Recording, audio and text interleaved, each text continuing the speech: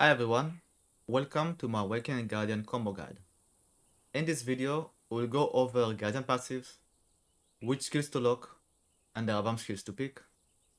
Then, we will go over the important skills before getting into the skill cancels and flows, along with my hotbar setup and recommended add-ons. After that, I will show the infinite combos I use with some examples in different grind spots. I will try to keep this video as concise as possible and only focus what really matters. So if you're here just for the combos and add-ons, then feel free to check the timestamps below. Okay, so starting with guide and passives. Our most important passive skill is the Dragon's Calling. What it does is that it gives you up to 50% critical hit rate, and it adds HP recovery to almost, if not all of your skills, which is very nice. About the critical hit rate, it makes it that almost all of your skills reach 100% critical hit rate except one skill, which is Comfort Slash. If you have access to Reforged Stones, then this one will reach 100% too, and if you don't, you can just add critical hit rate to one of your add-ons and you will be doing just fine. Okay, so which skills to lock? First of all, in the Working tab, you want to lock your A-Grab, so it will not interfere with other skills like your E-Buff. Then you want to lock those other two useless skills Infernal Steps and Scanning Turn. I prefer to lock Infernal Nemesis and use it from the hotbar, but if you want you can leave it unlocked. Now in the main tab, I lock everything except some movement skills and damage skills. I leave Fuse Disdain unlocked, X-Tor unlocked to aggro some mobs, but you can lock it if you want to. Portal Encounter unlocked, Chlorophyll unlocked for the 100% VSR, Black Descent unlocked, Gatecrusher unlocked as it's part of your infinite combo, and Evasion unlocked. Some people prefer to lock Evasion and only use Force Slide, so you can do that too if you want to. Now, which Rabam skills to pick? For the first skill, it doesn't really matter, because both of them give you the same buff. I prefer to pick the first one because it got faster skill animation, but it doesn't really matter because you barely use any of them anyway. Now for the second skill, you definitely want to pick Armor Circle over the second one, because it gives you very nice HP recovery. But it got very long cooldown, so it's more of a like oh shit button. Now for the third skill, you want to pick Sturdy Smite over Mountain Echo. Not because Sturdy Smite got 9 seconds cooldown and Mountain Echo got 22 seconds cooldown, but because Sturdy Smite traverses some terrain much better than Mountain Echo, and I will show you why.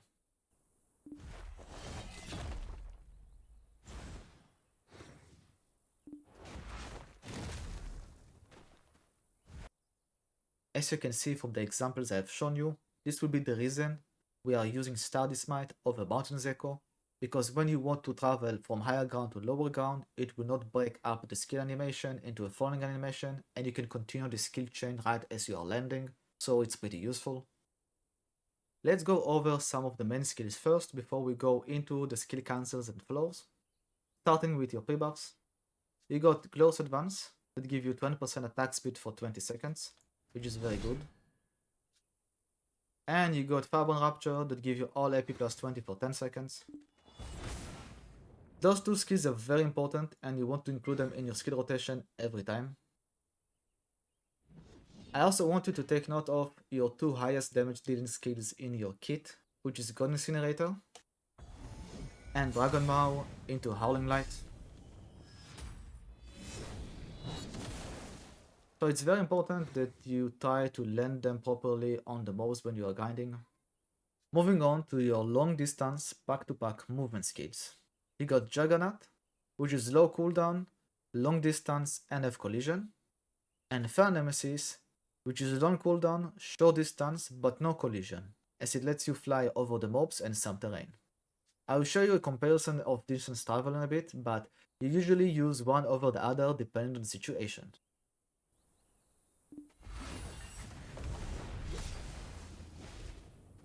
As you can see, both skills got the same travel distance in the same time frame, just Juggernaut traveled a bit farther because it got longer skill duration.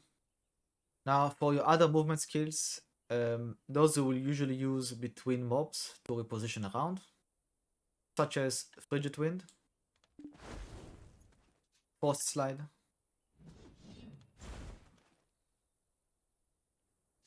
Pierce Disdain.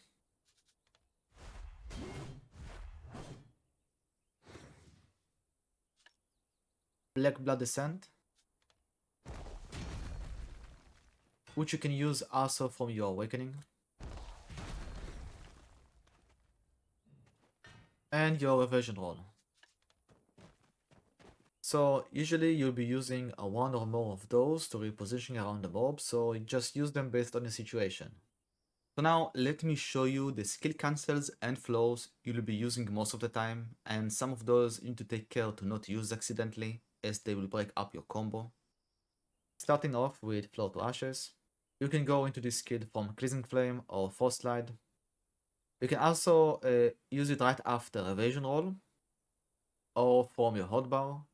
We'll be using all of those ways in our Infinite combo, but let me show you some examples first. After Force Slide, after Cleansing Flame, and after Evasion roll.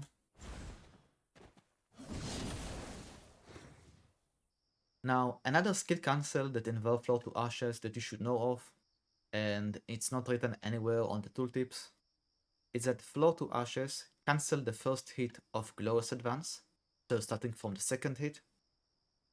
And the second hit of Glorious Advance cancel the startup animation of God Incinerator, so the skill happens faster. And again, all of this is not written anywhere on the tooltips, and I will show you how it looks like. Now, this is without Flow to Ashes.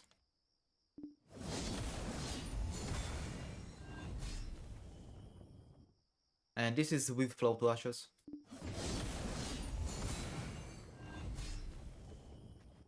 As you can see, they both took about the same amount of time. Just using Flow to Ashes at the start instead of doing the first hit of Glorious Advance will make it so you'll be doing more damage overall compared to not using it. Now, another important skill cancel that you need to know that involves God Incinerator is using Fireball Rapture into God Incinerator, and that also cancels the startup animation similar to Glorious Advance, which will look like this.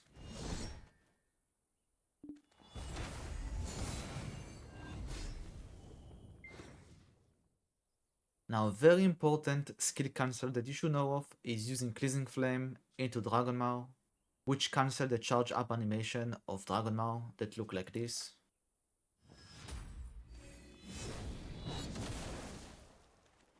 And by using Cleansing Flame at the start, it will cancel the charge up animation. Just like this.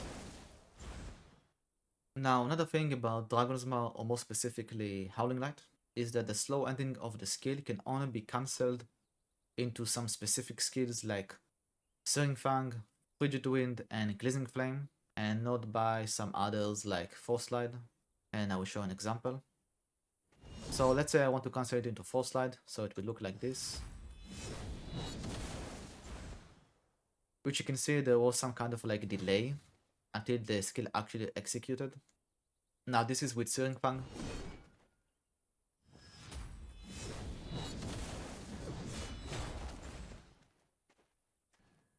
Frigid Wind. And Cleansing Flame.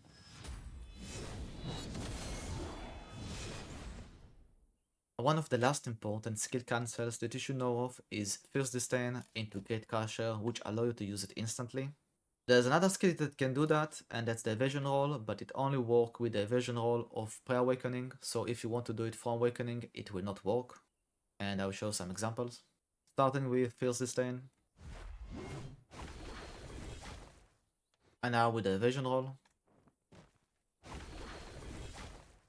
This is all for the skill cancels and flaws that you should know of and use. Now, this is what you should try not to do. Fireborn into Frigid Wind. Plus Suppress into Scornful Slash.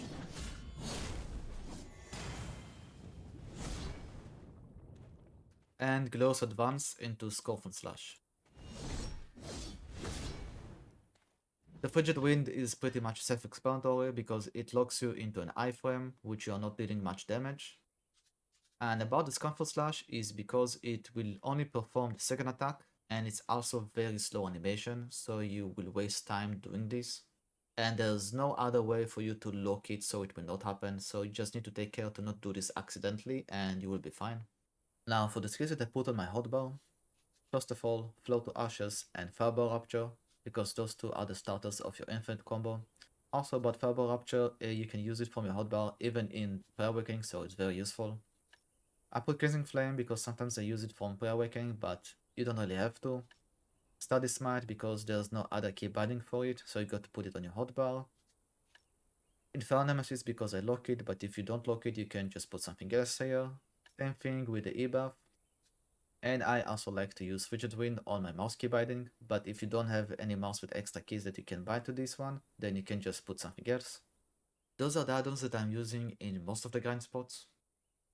The important ones are Gun Incinerator, Blazing Flame, Dragon Maw, and Flow to Ashes, as you want to keep those add-ons effects up all the time. What I put on Fireball Rapture and Serenifying you can change to other stuff if you want to, like HP Recovery if you need it, but I prefer to use those. Now let's move on to the infinite combos using the flows and cancels shown before.